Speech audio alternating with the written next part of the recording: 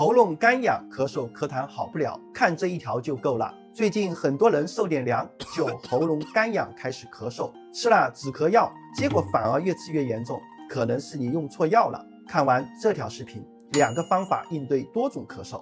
我们中医讲，咳白痰多是肺寒，咳黄痰多是肺热。如果你总是咳白色泡沫痰，嗓子还感觉痒，习惯性的清嗓子，这多半是肺寒引起的寒咳。